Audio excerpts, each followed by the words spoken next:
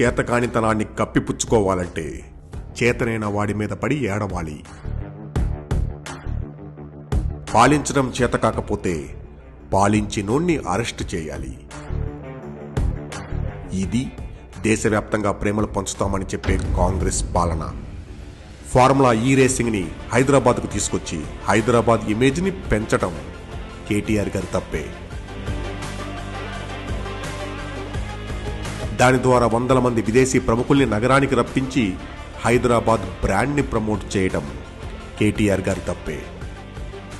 ఈ రేసింగ్ ద్వారా 700 కోట్ల పెట్టుబడుల్ని రాష్ట్రానికి రప్పించడం కేటీఆర్ గారి తప్పే. ఇదే ఈ రేసింగ్ ద్వారా ఎలక్ట్రిక్ వెహికల్స్ మీద ప్రజలకు నమ్మకం కలిగించాలని చూడటం కేటీఆర్ గారి తప్పే. కొత్త టెక్నాలజీని